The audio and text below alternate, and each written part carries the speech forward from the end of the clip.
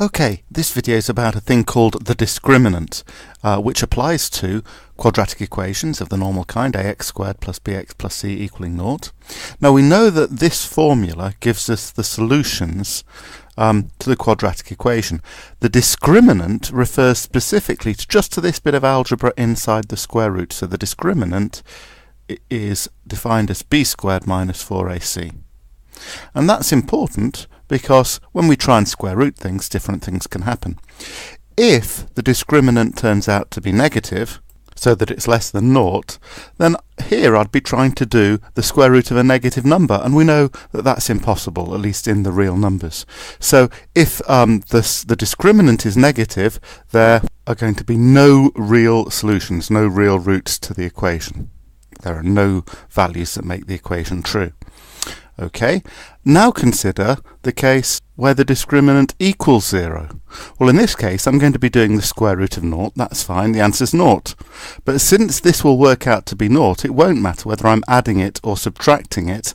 I'll get the same answer either way. So the two roots will be the same as each other, and we call this equal roots or repeated roots. There is only one number that makes the equation true, but there's a sense in which it's a double root of the equation, so we say repeated roots.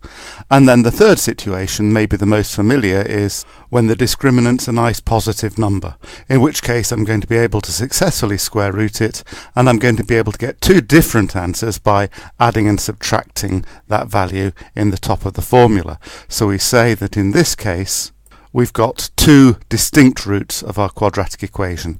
So depending on whether the discriminant is negative or 0 or positive, we can link that to the number of roots to the quadratic equation.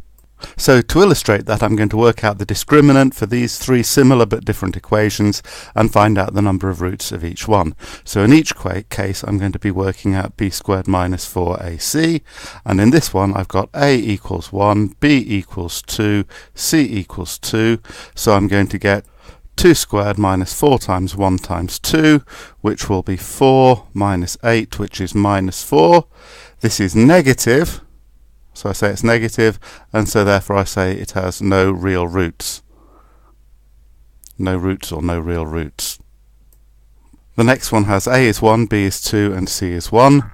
So that b squared minus 4ac is the 2 squared minus 4 times the 1 times the 1, which is 4 minus 4, which is 0. So therefore this has repeated roots.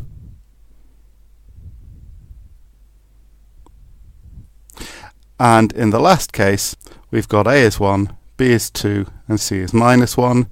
So b squared minus 4ac is now 2 squared minus 4 times 1 times minus 1. A minus times a minus is a plus.